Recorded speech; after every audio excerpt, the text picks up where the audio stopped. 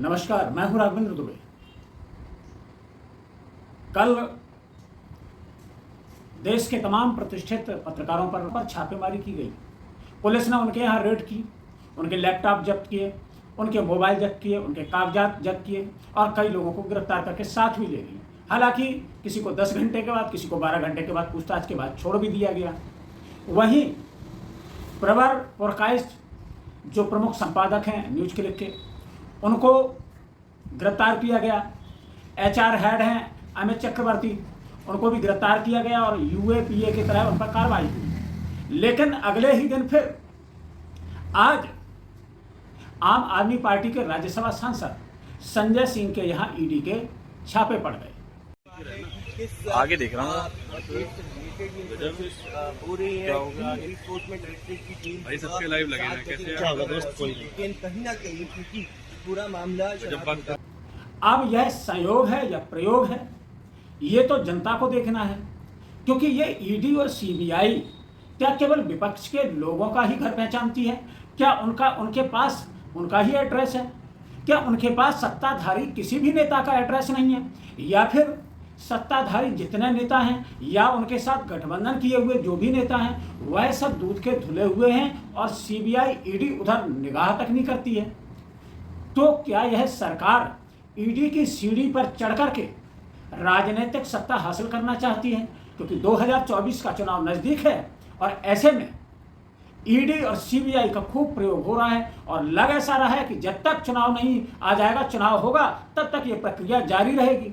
क्योंकि उन्हें सभी के यहाँ CBI पहुंचानी है, सबके विपक्षी के यहाँ ED के छापे मरवाने हैं। इसके कारण दो हैं।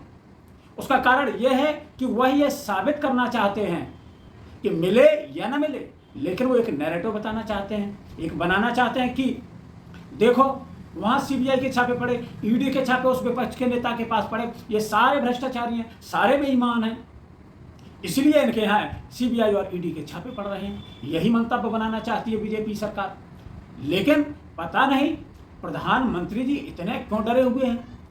लोकसभा का चुनाव दहलीज पर आकर के खड़ा हुआ है और प्रधानमंत्री जी हताश और निराश इसलिए हैं कि विपक्ष ने अपना गठबंधन इंडिया जो बना लिया वह मजबूती के साथ एक सुर मिला करके आगे बढ़ रहा है और यह उन पर हजम नहीं हो रहा है। जहां तक संजय सिंह की बात अगर कर लें, आम आदमी पार्टी के राज्यसभा सांसद संजय सिंह जो एक मुखर आवाजों में हैं, सत्ता के खिलाफ हमेशा बोलते रहते हैं, मोदी के खिलाफ हमेशा आवाज बुलंद करते रहते हैं। उन्होंने अडानी का मामला कई बार उठाया और सरकार को वह एक तीर की तरह लगता रहता है। वो हमेशा सरकार को अपने तर्कों के साथ घेरते रहते हैं और यहाँ तक कि एक बार ED को उन्होंने उनका नाम गलत शामिल कर दिया तो ED को उन्होंने नोटिस दे दिया। ED नोटिस देती है लोगों को तो लोगों को डर पैदा हो जाता है। वहीं संजय सिंह ने ED को नोटिस दे दिया और उनको माफी मांगनी पड़ी कि गलत नाम हमने उसमें लिख गया था, गलती से वो नाम चढ़ गया। ED ने चार्जशीट फाइल की जिसमें कहते हैं संजय सिंह का नाम डाल दिया चार्जशीट के अंदर। जब संजय सिंह ने धमकी दी मैं तुम्हारे ऊपर मुकदमा करूंगा तो कहते गलती हो गई जी, गलती से नाम आ गया संजय सिंह का, गलती से अनुराग ठाकुर का नाम नहीं आया, गलती से संबित पात्रा का नाम नहीं आया, संजय सिंह का नाम कैसे आ गया? तो गलती से थोड़ी आया। प्रधानमंत्री कार्यालय ने बोला कि संजय सिंह का नाम डालो, उन्होंने संजय सिंह का नाम डाल दिया। उनको ये भरोसा नहीं था कि संजय सिंह ED को भी धमका देगा। ED पूरे देश में नोटिस जारी करती है, जिसको नोटिस मिलता है उसकी पैंट गीली हो जाती है। संजय सिंह ED को नोटिस जारी करते हैं और जब ED को नोटिस जारी करते हैं तो ED की पैंट गीली हो जाती है। तो ED ने कोर्ट में जाके कहा कि संजय सिंह के खिलाफ हमारे पास कोई सबूत नहीं है, संजय सिंह का नाम गलती से आ गया।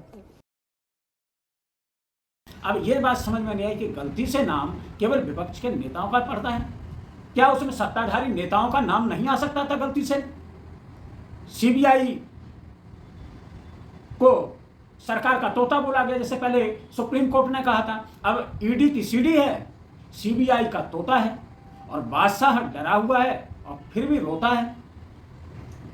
यह लोकतंत्र को खत्म करने की एक नई परिपाटी है कि जो भी सरकार और सत्ता के विरुद्ध आवाज उठाए उसके साथ यही हश्र किया जाए। जैसे कि अभी पत्रकारों के साथ कल हुआ, उनको भी ऐसे धर लिया गया और ऐसे ऐसे पत्रकारों को कर दिया जो बड़ा ख्याति प्राप्त हैं, जिन्होंने बहुत ही स्वच्छता और ईमानदारी के साथ अपनी पत्रकारिता धर्म का निर्वहन किया। लेकिन सरकार है, सरकार के खिलाफ अगर आवाज उठाओगे तो सरकार के खिलाफ आवाज उठाना, मोदी जी के खिलाफ आवाज उठाने का मतलब है कि आप राष्ट्र के खिलाफ आवाज उठा रहे हैं, आप देश के खिलाफ आवाज उठा रहे हैं। यही आजकल जो नैरेटिव सेट हो गया है।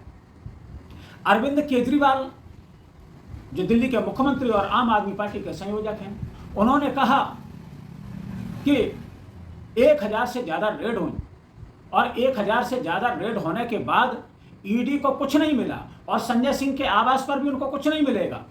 लेकिन सरकार निराशा और हताशा में है। यह सरकार चुनाव हारने जा रही है और उसकी हताशा और निराशा इनमें दिखाई दे रही है। के घर पर रेड हुई है, आप सांसद। ये पिछले 1 साल से हम लोग देख रहे हैं कि तथाकथित शराब घोटाला इन्होंने शोर कर रखा है। अभी तक एक भी पैसा कहीं इनको मिला नहीं। इतनी बताते हैं 1000 से ज्यादा रेड हो चुकी, इतने लोगों को गिरफ्तार कर चुके, कहीं कोई रिकवरी नहीं हुई है। जैसा कि मैं पहले भी कह चुका हूं, हमारे खिलाफ इन्होंने इतने आरोप लगाए। कभी बोले कि स्कूलों में क्लासरूम घोटाला हो गया, कभी बोले कि बसों में घोटाला हो गया, बसों की खरीद में घोटाला हो गया, कभी बोले कि सड़कों में घोटाला हो गया, कभी बोले बिजली में घोटाला हो गया, कभी बोले पानी में घोटाला हो गया। हर चीज में इन्होंने इतनी जांच करा ली। ये शराब घोटाला, तथाकथित शराब घोटाले का भी पिछले 1 साल से जांच चल रही है, अभी तक तो कुछ मिला नहीं है। तो संजय सिंह के यहाँ भी कुछ नहीं मिलने वाला। बाकी चुनाव आ रहे हैं और 2024 के चुनाव में इन लोगों को लगता है कि ये लोग हारने वाले हैं, तो एक हारते हुए आदमी के आखिरी डेस्परेट कोशिशें नजर आ रही है। ये जो सब चल रहा है, कल पत्रकारों के ऊपर हुआ, आज संजय सिंह के ऊपर हुआ, अभी देखो चुनाव तक कईयों के ऊपर होंगे, हो सकता है आपके ऊपर भी हो। उम्मीद है मनीष सिसोदिया के साथ करोड़ों लोगों की दुआएं हैं, करोड़ों बच्चों की दुआएं हैं, करोड़ों पेरेंट्स की दुआएं हैं। तो हमें पूरी उम्मीद है कि सुप्रीम कोर्ट से न्याय होगा। जातिगत जनगणना कार्रवाई होगी आने वाले दिनों में एजेंसियों के द्वारा। क्या तैयार है विपक्षी दल, क्योंकि इंडिया गठबंधन भी है, क्या विपक्षी दल तैयार है? पहले आप लोग ये बात कहते वो तो करेंगे।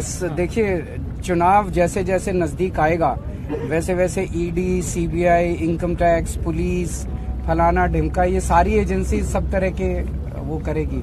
लेकिन इससे घबराना नहीं है। ये जब आदमी हार रहा होता है तब आदमी फिर यही सब करता है, फिर उसको और कोई चारा नहीं होता। जातिगत जनगणना वाले जैसे जैसे चुनाव नजदीक आएंगे, सीबीआई, ईडी, आईटी जितनी एजेंसियां हैं वो सक्रिय हो जाएंगी। वहीं सौरभ भारद्वाज जो दिल्ली के मंत्री भी हैं, उन्होंने कहा कि तमाम रेड होने जाने के बाद 15 महीने बीत जाने के बाद भी मिला क्या? शून्य, कुछ भी नहीं मिला। लेकिन सरकार दुर्भावना बस ये कार्य कर रही है और यह सरकार का अंतिम समय है। ये उन्होंने कहा कि यह मोदी की निराशा है, वह चुनाव हारने जा रहे हैं और इसी निराशा और हताशा में वह यह कार्य कर रहे हैं।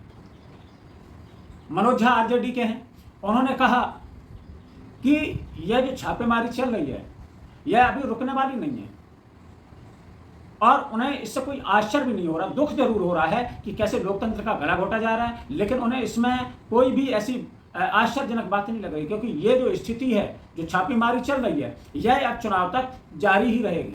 कांग्रेस ने कहा है कि जो ईडी है वो बीजेपी का सहयोगी संगठन बनकर के काम कर रहा है और यह सरकार की हताशा और निराशा है। उन्होंने कहा जो ईडी और ईडी जो संगठन बनकर के काम कर रहा है उसने तबाही मचाई हुई है और मैं इसकी निंदा करता हूं। उनके पिता जब ईडी की रेड चल रही थी तो उनके पिता किसी पार्क में घूमने गए थे, तो उनको आप देखें कि उनको पार्क से पकड़ के किस तरीके से ईडी के लोग उनको घर के अंदर ले जा रहे हैं। घर उनको पकड़ ले जा रहे हैं क्या अंदर? आप ही लेके जा रहे हैं, ले जा, आप ही तो इनको लेने गए थे बाहर। भाई हाथ मत कर ऐसे, आप इनको ले जा रहे हैं क्या पकड़ के? अभी हमको भी ले जा रहे हैं क्या पूछताछ के लिए? पूछताछ के लिए काम कर, आप ही काम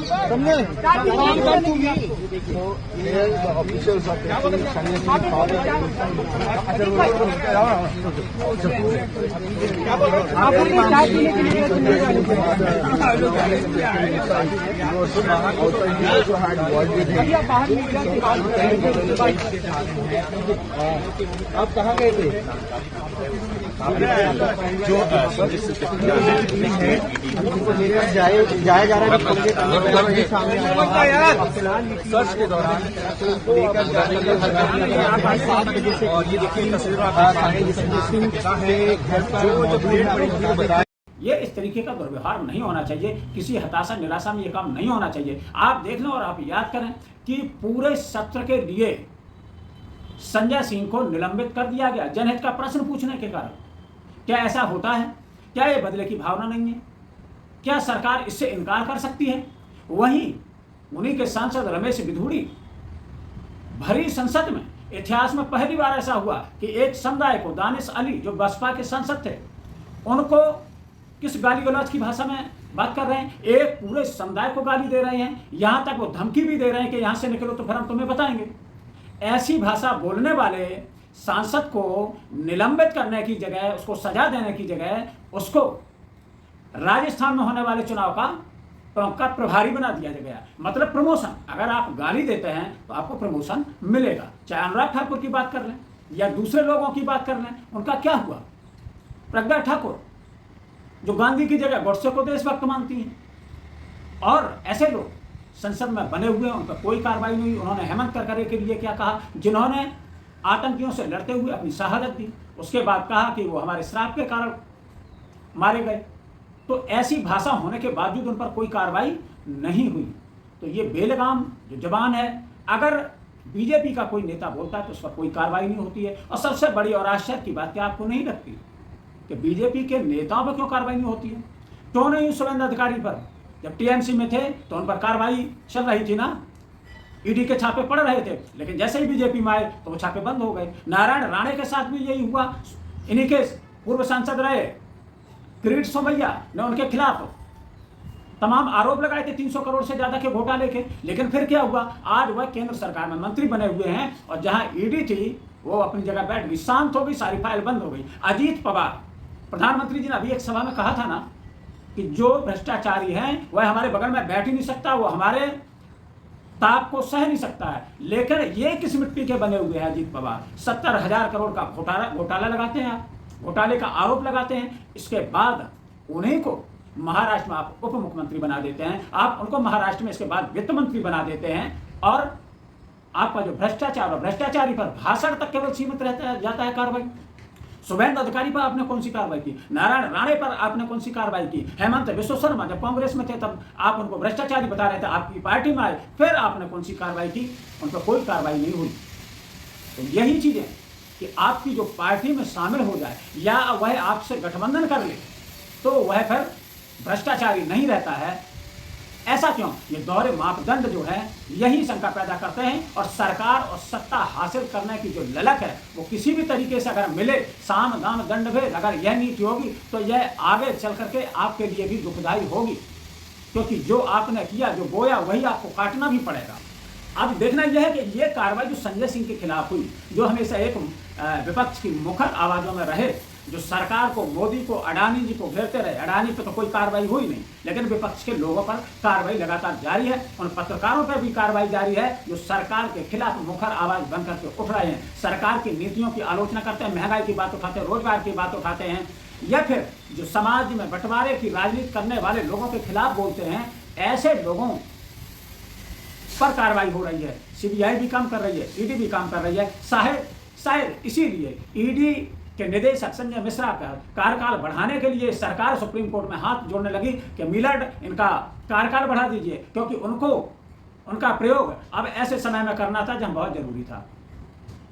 तो यह विद्वेष की नीति, जो यह राजनीति जो दौर शुरू हुआ है, वह कहां तक जाएगा?